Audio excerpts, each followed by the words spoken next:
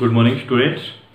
I am Mukul Yadav, your physics mentor, and in this class we are going to start total internal reflection. Okay. तो बेटा जो total internal reflection ये जो topic है ये आपके एनसीईआरटी के सिलेबस में नहीं है. ओके. लेकिन फिर भी हम इसको कवर कर रहे हैं क्योंकि कुछ बच्चे एनटीएससी या फिर अदर कॉम्पिटिटिव एग्जाम्स की भी तैयारी कर रहे हैं, तो वहाँ पे ये टॉपिक काफ़ी इंपॉर्टेंट हो जाता है. Okay. So that is why I just take up this topic which is beyond your syllabus. Okay. तो सबसे पहले तो हम समझ लेते हैं कि टोटल इंटरनल रिफ्लेक्शन होता क्या है. अभी तक आपको मैंने पढ़ाया है क्या, रिफ्रैक्शन टॉपिक पढ़ाया है. ठीक है. तो ये जो टॉपिक है ये भी कुछ ना कुछ रिफ्रैक्शन से ही रिलेटेड है, लेकिन फिर भी हम इसको टोटल इंटरनल रिफ्लेक्शन बोल रहे हैं. ओके. तो सबसे पहले समझ लेते हैं क्या होता क्या है टोटल इंटरनल रिफ्लेक्शन. तो मैं आपको एक डायग्राम बना के बता रहा हूं. सपोज कर लीजिए कि ये मेरा मीडियम 1 है और ये है मीडियम 2. और आप अज्यूम कर लीजिए कि जो मीडियम 1 है वो आपका क्या है, ऑप्टिकली डेंसर है. वो क्या है आपका ऑप्टिकली डेंसर है. और जो मीडियम 2 है वो आपका ऑप्टिकली रेयर है. ऑप्टिकली रेयर का मतलब मैंने आपको बहुत बार समझा भी चुका हूं कि सपोज कर लीजिए कि इसका रिफ्रैक्टिव इंडेक्स μ1 है, इसका रिफ्रैक्टिव इंडेक्स μ2 है. अगर ये ऑप्टिकली रेयर है तो क्या बोल सकता हूं कि refractive index of 2 must be less than refractive index of 1. Okay. तो जो मीडियम 1 है मेरा वो ऑप्टिकली डेंसर है, मीडियम 2 है वो आपका ऑप्टिकली रेयर. अगर मैंने आपसे पूछा कि अगर कोई लाइट रे ऑप्टिकली डेंसर से ऑप्टिकली रेयर मीडियम में रिफ्रैक्ट होती है तो कहां पे बैंड होती है, तो आप बोलेंगे कि वो अवे फ्रॉम नॉर्मल बैंड होती है आपकी. ओके. तो वही चीज हम एक बार देख रहे हैं कि सपोज कर लीजिए कि कोई लाइट रे आई, ये हमारी कोई लाइट रे आई. अगर मैं इसका इंसिडेंट एंगल देखूं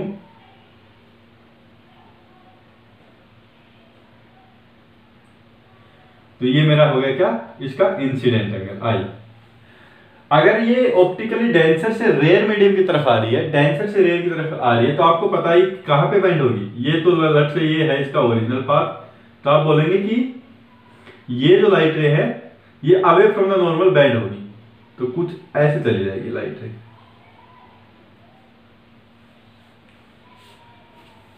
ओके. तो ये तो मैंने आपको जो बेसिक जो चीज है जो हम देख चुके हैं वो मैंने आपको समझाया. अभी मैं क्या कर रहा हूं, मैं स्लोली और स्मूथली ये इंसिडेंट रे है, इंसिडेंट रे के जो ये इंसिडेंट एंगल है इसको मैं इंक्रीज कर रहा हूं. ठीक है. इसको अगर आप इंसिडेंट रे को, ये हो गया आपका इंसिडेंट एंगल, ये हो गया आपका क्या, रिफ्रैक्टिव एंगल आर. तो अगर आप इंसिडेंट एंगल को इंक्रीज करेंगे तो आपका रिफ्रैक्टिव एंगल भी इंक्रीज होगा. ओके. तो जैसे जैसे आपका इंसिडेंट एंगल आप इंक्रीज करेंगे, यहां पे लेट्स से एक और डायग्राम से मैं समझा देता हूं.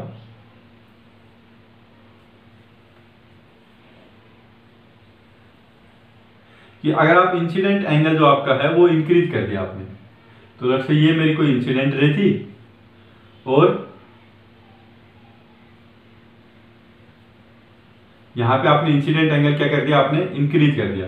तो आपका रिफ्रैक्टिव एंगल भी, आपको सी बात है कि रिफ्रैक्टिव एंगल भी आपका क्या होगा, इंक्रीज हो जाएगा. तो वो कुछ ऐसा हो जाएगा, यहां पे आ जाएगा और भी पास में आ जाएगा इसके ऐसा. ठीक है. ये इंसिडेंट एंगल है, ये आपका क्या है, रिफ्रैक्टिव एंगल. तो यहां से आप देख रहे हैं कि जैसे जैसे आप इंसिडेंट एंगल को इंक्रीज कर रहे हैं वैसे वैसे आपकी जो रिफ्रैक्टिव जो रे है, जो आफ्टर रिफ्लेक्शन जो रे है, ये इसका एंगल भी आपका इंक्रीज होता जाएगा. ठीक है. तो there will must be a value, एक ऐसा, अगर मैं सपोज कर लीजिए कि यहां से मैंने इंक्रीज करना स्टार्ट किया, तो यहां से मैं देख रहा हूं कि जो आपकी रिफ्रैक्टिव जो रे थी उसने भी अपना एंगल ऐसे ऐसे करते हुए इंक्रीज कर दिया, स्टार्ट कर दिया. तो एक वैल्यू ऐसी आएगी इंसिडेंट एंगल की, एक वैल्यू ऐसी आएगी इंसिडेंट एंगल की जहां पे जो रिफ्रैक्टिव रे है आपकी वो जस्ट पैरेलल हो जाएगी. यहां पे इस तरह से पैरेलल हो जाएगी किसके, बाउंड्री के. ओके. मैं क्या बोल रहा हूं आपको कि एक वैल्यू जैसे स्टार्टिंग में, जैसे मैंने यहां से स्टार्ट किया, कुछ इंसिडेंट एंगल था, आपको पता था इंसिडेंट एंगल से हमेशा, क्योंकि ऑप्टिकली डेंसर से रेयर की तरफ आ रहा है, तो इंसिडेंट एंगल से तो हमेशा क्या, जो रिफ्लेक्टिव एंगल होगा वो हमारा ज्यादा होगा. ठीक है. इस केस में जब लाइट रे ऑप्टिकली डेंसर से ऑप्टिकली रेयर मीडियम में आती है, उसके बाद मैंने क्या किया, जो इंसिडेंट एंगल है उसको मैंने इंक्रीज करना स्टार्ट कर दिया। आपको इंसिडेंट एंगल को आप जब इंक्रीज करेंगे तो ऑफकोर्स सी बात है आपका जो रिफ्रैक्टिव एंगल है वो भी आपका इंक्रीज होना स्टार्ट हो जाएगा। ठीक है, तो मैं स्लोली और स्मूथली इंसिडेंट जो एंगल है उसको इस तरह से इंक्रीज करता हो जा रहा हूं। तो आप देख रहे हैं कि जो आपकी रिफ्रैक्टिव जो रे है वो भी कुछ इस तरह से बनती हुई जा रही है। तो कुछ ऐसी वैल्यू आएगी इंसिडेंट एंगल की जहां पे रिफ्रैक्टिव जो रे है हमारी, जो आफ्टर रिफ्लेक्शन जो रे आ रही है वो कहां पे हो जाएगी, वो बिल्कुल पैरेलल हो जाएगी किसके, बाउंड्री के। ओके, तो यहां पे मैं सिचुएशन में ड्रॉ कर रहा हूं कि हमारा एक ऐसा इंसिडेंट एंगल आएगा,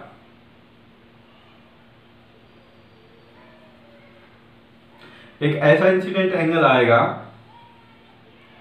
एक मिनट,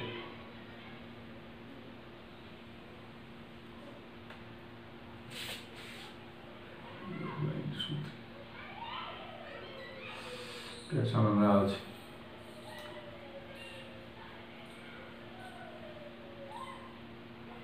कि हमारा एक तो ऐसी इंसिडेंट रे एंगल आएगा, ऐसा इंसिडेंट एंगल आएगा, आईसी मैं बोल देता हूं इसको, जहां पे क्या होगा, जो रिफ्रैक्टिव जो रे है आपकी वो जस्ट इसके पैरेलल हो जाएगी बाउंड्री के। ठीक है, वो आप देख भी सकते हैं कि आप इंसिडेंट एंगल को इंक्रीज कर रहे हैं, रिफ्रैक्टिव जो रे है वो भी अपना एंगल इंक्रीज करते हुए जा रही है। तो एक तो वैल्यू इंसिडेंट एंगल की ऐसी आएगी जहां पे जो रिफ्रैक्टिव जो रे है आपकी वो जस्ट पैरेलल हो जाएगी किसके, बाउंड्री के। ओके, अब मैंने आपसे पूछा, ये मेरा केस ए था, ये बी था, यहां पे सी है। अगर मैं इंसिडेंट एंगल को इस वैल्यू से भी ज्यादा इंक्रीज कर दूं, इस वैल्यू से भी अगर मैं ज्यादा इंक्रीज कर दूं इंसिडेंट एंगल को, कुछ ये मेरी इंसिडेंट रे हो जाए, तो क्या होगा, आप बोलेंगे कि यहां पे तो बाउंड्री पे आ रहा है तो अब तो ये बिल्कुल भारी आ जाएगा इसके, राइट, क्योंकि ये यहां से स्टार्ट हुआ था तो कुछ ऐसे ऐसे बढ़ते हुए जा रहा है। जैसे आप यहां से यहां पे तो क्या हो गया, बिल्कुल पैरेलल हो गया बाउंड्री के, जो रिफ्लेक्टिव रे। इससे ज्यादा अगर आपने इंसिडेंट रे को किया, एंगल को किया, इससे ज्यादा अगर आपने इंसिडेंट एंगल को किया, जैसे ये मैंने डॉटेड लाइन बनाई, तो क्या होगा, आपकी जो रे है, जो रिफ्लेक्टिव रे है, वो कहां पे चली जाएगी, दूसरे मीडियम में ही आ जाएगी, पहले वाले मीडियम में कुछ इस तरह से आ जानी चाहिए। ठीक है, लेकिन आप यहां पे बोलेंगे कि अब क्या हुआ कि अगर आपने आईसी से ज्यादा कर दिया, इंसिडेंट एंगल को आईसी से ज्यादा कर दिया, तो आप देख रहे हैं कि जो लाइट रे है वो दूसरे मीडियम में तो जा ही नहीं रही। ये मेरा मीडियम 1 है, ये मेरा मीडियम 2 है, ये वापस उसी मीडियम में आ रही है। ओके, तो इसका मतलब क्या हुआ कि ये जो लाइट रे है अगर ये दूसरे मीडियम में जा नहीं रही तो इसका रिफ्लेक्शन तो हो ही नहीं रहा।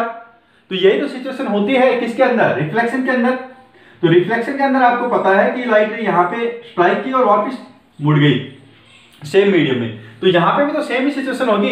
अगर लाइट रे यहां पे आई आपकी, ठीक है, और इसके बाद जैसे आईसी से अगर ज्यादा हो गया तो सेम ही मीडियम में वापस जा रही है, तो ये लॉ ऑफ रिफ्लेक्शन, जो लॉ ऑफ रिफ्लेक्शन है वो अभी फॉलो नहीं करेगी। क्यों फॉलो नहीं करेगी, क्योंकि लॉ ऑफ रिफ्लेक्शन तभी फॉलो होता है जब हमारी लाइट रे एक मीडियम से दूसरे मीडियम में ट्रेवल करती है।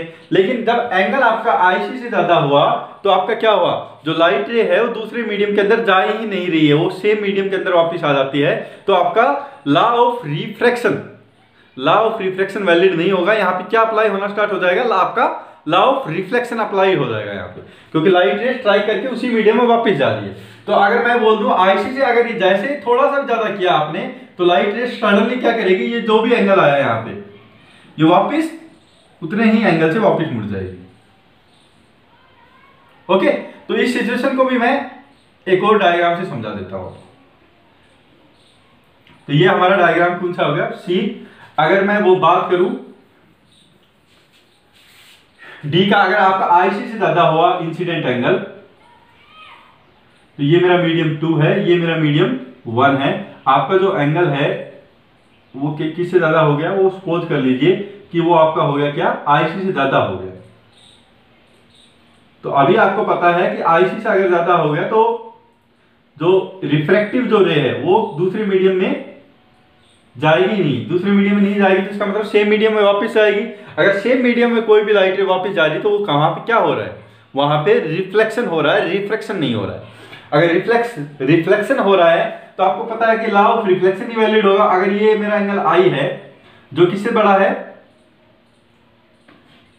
ए बी सी डी, जो मेरा एंगल आई है यहाँ पे ये बड़ा है किससे, आईसी से बड़ा है, I is greater than IC. अगर आईसी से बड़ा है तो आपका क्या होगा, ये लाइट रे यहाँ पे स्ट्राइक की और ये बिल्कुल किस तरह से बिहेव करेगा ये मीडियम, जैसे कि कोई ये जो मीडियम है ये कैसे बिहेव करेगा कि कोई ऐसा ऑब्जेक्ट रखा है जहां जो लाइट रे को पास ही नहीं होने दे रहा है। तो अगर कोई मीडियम लाइट रे को पास ही नहीं होने दे रहा तो वहां से क्या होगा, आपका टोटल रिफ्लेक्शन होगा लाइट रे का। ठीक है, तो यहां से भी लाइट रे का क्या स्टार्ट हो जाएगा, आपका रिफ्लेक्शन स्टार्ट हो जाएगा। अगर ये इंसिडेंट एंगल है तो आपको पता है लॉ ऑफ रिफ्लेक्शन से, अगर ये मेरा एंगल ऑफ इंसिडेंस है, ये एंगल ऑफ रिफ्लेक्शन है, तो ये कितना आई होगा, angle of incident is always equal to angle of reflection, तो ये भी एंगल कितना होगा, आपका आई होगा। ठीक है, ये सिचुएशन कब आएगी, जब आपका इंसिडेंट जो एंगल है, इंसिडेंट एंगल है वो आईसी से ज्यादा हो। ओके, इसी प्रोसेस को हम क्या बोलते हैं, टोटल इंटरनल रिफ्लेक्शन बोलते हैं। मैं एक बार फिर से समझा रहा हूं आपको।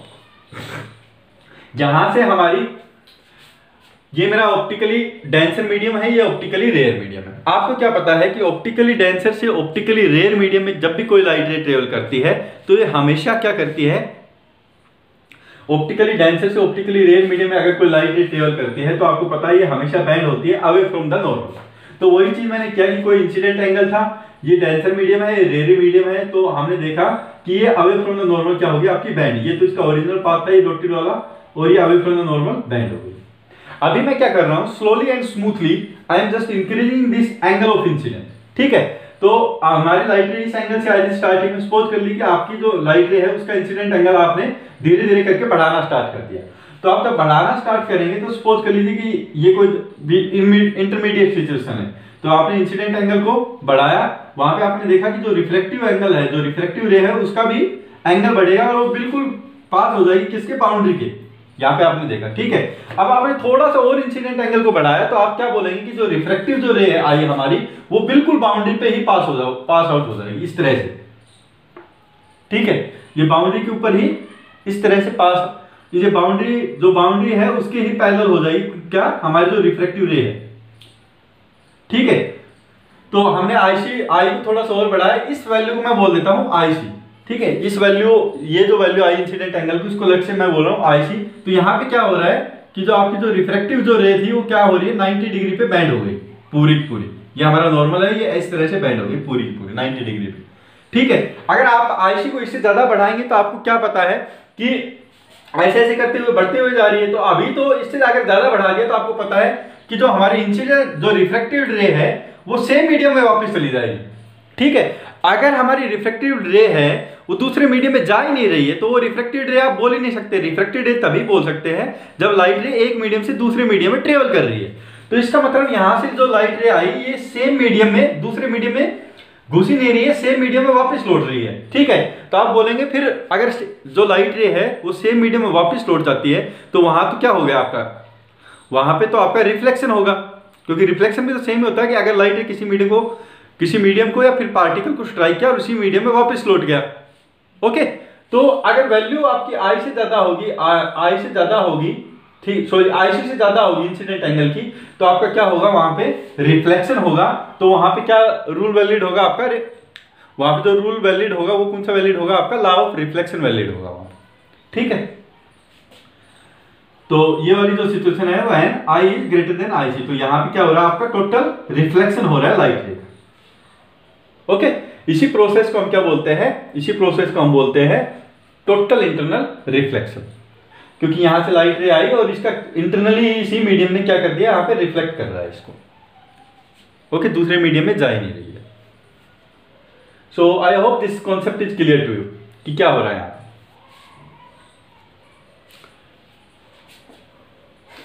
ओके, तो अभी इसको लैंग्वेज की फॉर्म में लिख लेते हैं TIR को। तो लैंग्वेज की फॉर्म में कैसे लिखेंगे, when light ray travels from optically denser to optically rare medium, there will be certain value of the incident angle at which the refracted ray, ठीक है, at which the refracted ray just become parallel to the boundary of the two surface. Okay, or I can say the refracted angles become 90 degree. ये refracted angle क्या है यहाँ पे, आपको मैं पूछूं तो रिफ्रैक्टेड एंगल क्या है यहाँ पे 90 डिग्री। ठीक है, ठीक है। At that value of the incident angle the light रे becomes totally reflected from the same medium, तो राइट। तो इसी को हम क्या बोलते हैं, TIR बोल देते हैं, टोटल इंटरनल रिफ्लेक्शन बोल देते हैं। तो एक बार लैंग्वेज की फॉर्म में लिख लेते हैं इसको, 1 minute.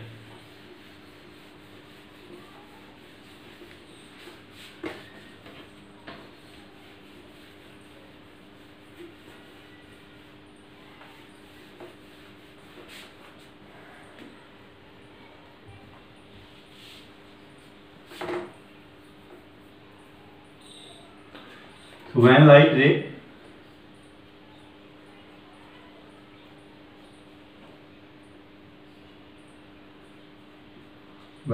ray travels from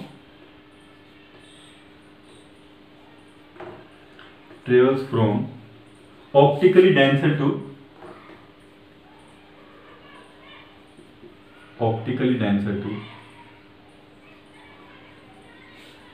optically rare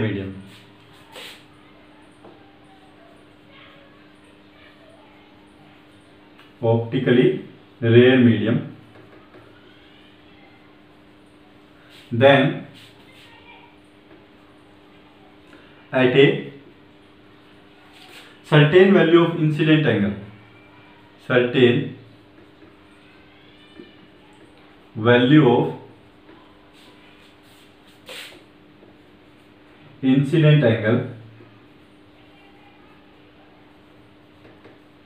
ठीक है। इस इंसिडेंट एंगल को हम क्या बोल देते हैं, क्रिटिकल एंगल भी बोल देते हैं। ब्रैकेट में लिख देता हूं इसको, critical angle. The entire light रे at certain value of incident angle, the light ray got reflected into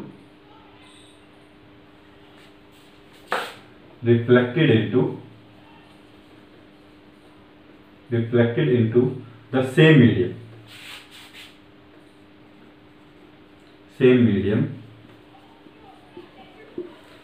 ठीक है। तो इंसिडेंट एंगल से अगर आप 0.00001 भी आप इंक्रीज करेंगे तो फिर आपका उसी मीडियम में वापस चली जाएगी, ठीक है। तो वहां पे रिफ्लेक्शन होगा। तो हम इसी वैल्यू को ही एक क्रिटिकल, मतलब जो हमारी जो क्या बोलते हैं थ्रेशोल्ड वैल्यू लेके चल देते हैं इसी को, इंसिडेंट एंगल को ही, ठीक है। कि इंसिडेंट एंगल पे ही हमारा क्या होता है, जो लाइट रे है वो पूरा रिफ्लेक्ट कर जाती है कहां पे, दूसरे वाले मीडियम। तो वही चीज यहाँ पे लिखी हुई कि ऑप्टिकली डेंसर से रेडियल मीडियम में आया तो at a certain value of incident angle which is called critical angle, light ray got reflected into the same medium, ठीक है। और दिस फिनोमेना इज कॉल्ड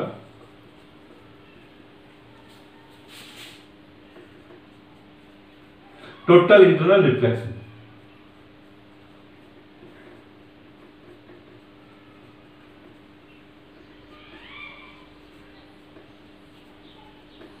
और इसकी शॉर्ट फॉर्म में भी इसको बोल देते हैं TIR।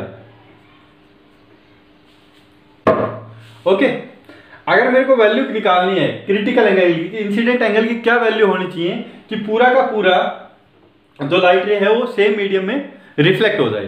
तो उसके लिए मैं क्या करूंगा, सपोज कर लीजिए कि ये मेरा मीडियम 2 है और ये मेरा मीडियम 1, ठीक है। आपको जो μ1 है वो ग्रेटर देन μ2 है, मींस ऑप्टिकली 1 ऑप्टिकली डेंसर है, 2 ऑप्टिकली रेयर है। ओके, तो ये वैल्यू हमको इंसिडेंट एंगल की वो वैल्यू निकालनी, क्रिटिकल एंगल जिसको हम बोल देते हैं, ठीक है। तो इसको लेट्स से ये कोई लाइट रे आई,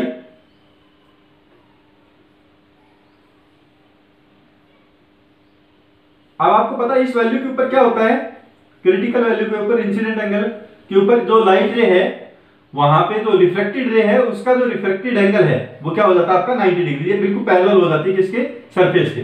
तो ये वाला जो एंगल आ गया ये कितना हो गया आपका 90 डिग्री, ठीक है। तो रिफ्लेक्टेड एंगल तो आपको पता चल गया वो कितना होता है आपका 90 डिग्री हो गया। लेट्स से ये जो एंगल है ये इंसिडेंट एंगल होता है, तो यहाँ पे इस वैल्यू को मैं बोल देता हूँ क्रिटिकल एंगल। क्योंकि क्रिटिकल एंगल के बाद ही आपको क्या होगा, अगर क्रिटिकल एंगल से वैल्यू इंसिडेंट एंगल की ज्यादा हुई तो आपका क्या होगा, टोटल की टोटल जो लाइट रे है वो सेम मीडियम में वापस लौट जाएगी। ठीक है, तो ये क्रिटिकल एंगल की वैल्यू मैं फाइंड आउट करना चाहता हूं। तो आप कैसे फाइंड आउट कर सकते हैं, आपको पता है इसका रिफ्रैक्टिव इंडेक्स इस मीडियम का μ1 है, इसका रिफ्रैक्टिव इंडेक्स μ2 है। ठीक है, तो इस पॉइंट के ऊपर आप क्या कर सकते हैं, लॉ ऑफ रिफ्रैक्शन अप्लाई कर सकते हैं।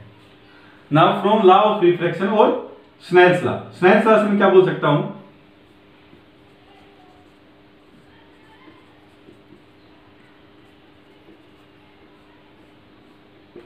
स्नेल्स लॉ से आप क्या बोलेंगे, μ1 साइन ऑफ इंसिडेंट एंगल, तो sine of C is equal to μ2 into sine of reflected angle. तो ये आपका आ गया μ2 into sine of reflected angle कितना है आपका, साइन 90 है। और आपको शायद पता होगा कि साइन 90 की जो वैल्यू होती है वो हमेशा कितनी होती है, 1 की इक्वल होती है।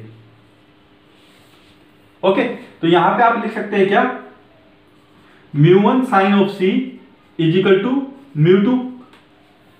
आपको क्या निकालना है, आपको क्रिटिकल एंगल निकालना है, C की वैल्यू। तो यहां से आप क्या लिख सकते हैं कि जो C की वैल्यू आपकी, जो साइन C की वैल्यू आएगी वो कितनी आएगी आपकी, वो आपकी आ जाएगी μ2 बाई μ1। ओके, साइन C की वैल्यू क्या आ जाएगी, μ2 बाई μ1। और अगर आपको C की वैल्यू निकालनी है तो C की वैल्यू क्या हो जाएगी आपकी, साइन इनवर्स ऑफ μ2 बाई μ1। ये आपकी आ जाएगी किसकी वैल्यू, C की वैल्यू। ठीक है, तो आपको इंसिडेंट एंगल की वैल्यू मिल गई, वो जो कितनी होगी, साइन इनवर्स ऑफ μ2 बाई μ1 की इक्वल होगी। ओके, तो ये बहुत इंपॉर्टेंट वैल्यू जो आपको याद रखनी है। ओके, अभी हम क्या करते हैं, इससे रिलेटेड कुछ प्रॉब्लम्स देख लेते हैं, टोटल इंटरनल रिफ्लेक्शन से रिलेटेड। तो I hope that this concept is clear to you, कि इसमें हम कर क्या रहे हैं, कि आपको पता है कि इंसिडेंट जैसे रेयर मीडियम में जा रहा है तो आपकी जो रिफ्लेक्टेड रे है, वो रिफ्लेक्टेड एंगल है वो बढ़ता हुआ जा रहा है। तो एक वैल्यू ऐसी आएगी जहां पे 90 डिग्री होगा। ठीक है, रिफ्लेक्टेड जो एंगल होगा, उसके बाद अगर आप इंसिडेंट एंगल को और बढ़ाएंगे तो आपका जो इंसिडेंट रे है, वो जो रिफ्लेक्टेड रे है वो इस मीडियम में जाएगी नहीं, वो इसी मीडियम में वापस आ जाएगी। ठीक है, तो वहां पे अगर दूसरे मीडियम में नहीं जा रही है तो इसका मतलब सेम मीडियम में वापस लौट के जा रही है, तो उसको हम क्या बोल देते हैं, रिफ्लेक्शन बोलते हैं, उसको रिफ्लेक्शन नहीं बोलते हैं। अगर रिफ्लेक्शन हो रहा है तो आपका जो रूल आएगा, जो लॉ वैलिड होगा, वो क्या, कौन सा वैलिड होगा, वो लॉ ऑफ रिफ्लेक्शन वैलिड होगा, ना कि लॉ ऑफ रिफ्लेक्शन। इस पॉइंट तक आप लॉ ऑफ रिफ्लेक्शन अप्लाई कर सकते हैं। इसके जस्ट जैसे आप इंसिडेंट एंगल को इससे C से ज्यादा करेंगे तो वहां पे आपका लॉ ऑफ रिफ्लेक्शन वैलिड नहीं होगा, वहां पे कौन सा वैलिड होगा, आपका लॉ ऑफ रिफ्लेक्शन। ठीक है, तो इसीलिए इस वैल्यू क्या बोल देते हैं आपको, क्रिटिकल वैल्यू। ठीक है, तो यहां पे आप लिख भी सकते हैं C is critical value, critical value.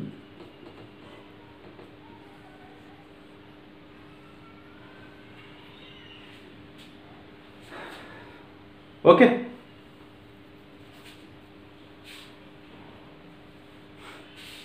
तो अभी कुछ प्रॉब्लम देख लेते हैं इससे related.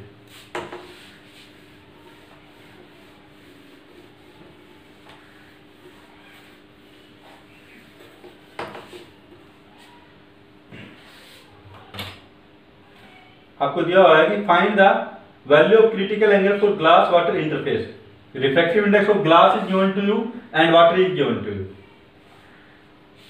Find the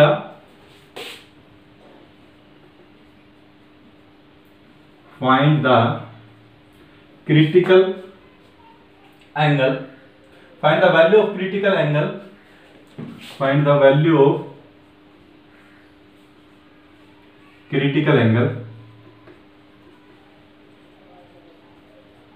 find the value of critical angle for glass water interface, for glass water interface।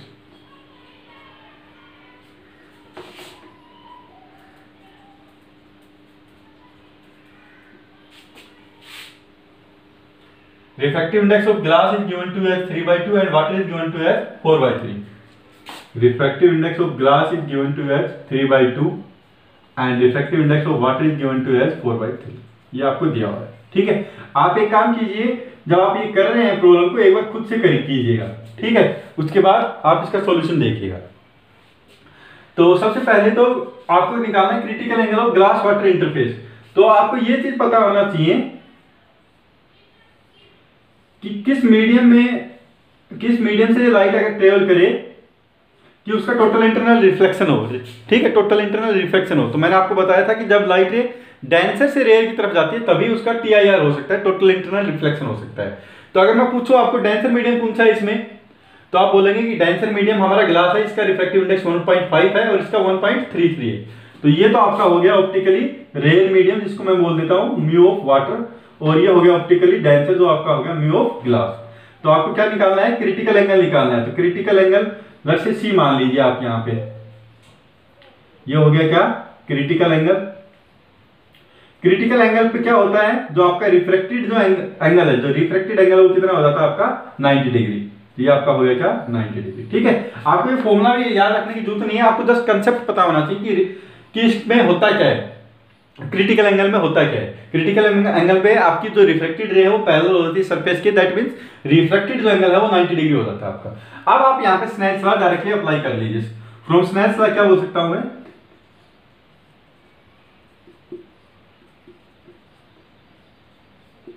Mu of glass into sine C is equal to mu of water into sine 90। Sine 90 क्या होता है आपका हमेशा 1। तो इसको मैं लिख सकता हूं क्या, sine C is equal to mu of water divided by mu of glass, और साइन 90 की वैल्यू क्या होती है आपकी 1। तो इसको मैं बोल सकता हूं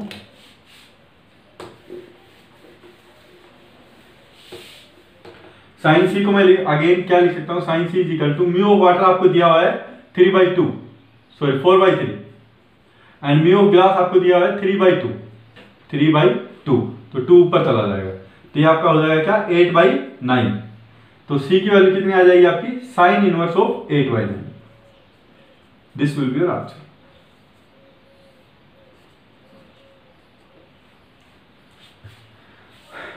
ओके, सेकंड प्रॉब्लम आपको दी हुई है कि refractive index of water with respect to air is 4/3 and that of alcohol and diamond is 1.36 and 2.42।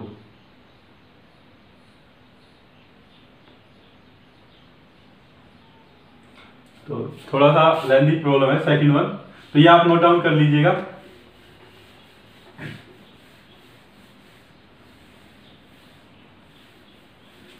तो सेकंड जो प्रॉब्लम आपको दी हुई है वो क्या दी हुई है, refractive index of water with respect to air. तो एयर के रिस्पेक्ट में है, दैट मींस उसका रिफ्रैक्टिव इंडेक्स ही दिया हुआ है, राइट। तो refractive index of water with respect to air आपको दिया हुआ है, refractive index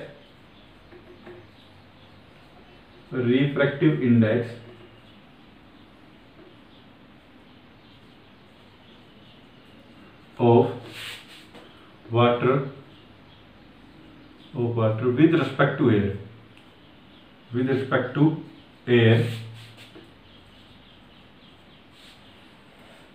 to air is 4/3। ये आपको दिया हुआ है 4/3, and that of alcohol and diamond is, and that of alcohol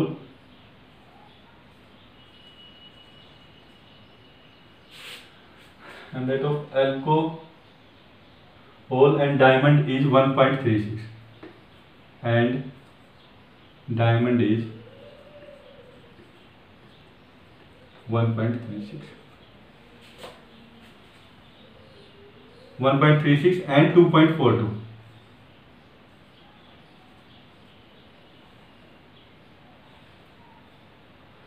आपको पहला क्या निकालना है, refractive index of alcohol and diamond with respect to water. Refractive index निकालना है किसका, refractive index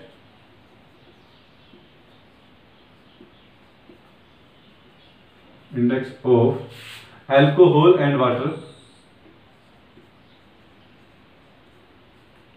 alcohol and diamond with respect to water.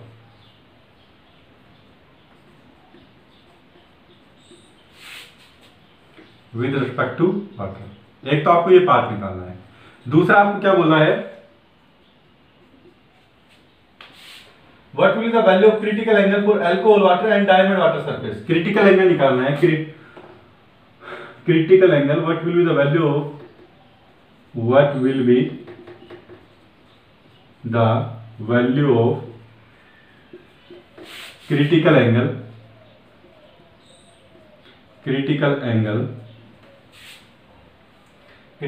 for alcohol water and diamond water surface, for alcohol water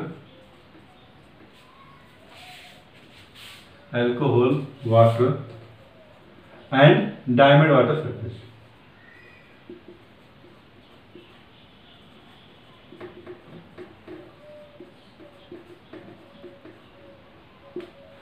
okay, तो बड़ा ही simple सा problem है। आपने already refractive index भी निकाला हुआ है और ये भी पूरा आपको दिया हुआ है, ठीक है। तो अभी मैं इसको बोर्ड पे नहीं करवाता हूँ, आप एक काम कीजिएगा, इसको घर पे ट्राई कीजिएगा, ठीक है। और मैं आपको सॉल्यूशन भेज दूंगा इसके डायरेक्टली ग्रुप पे, ओके।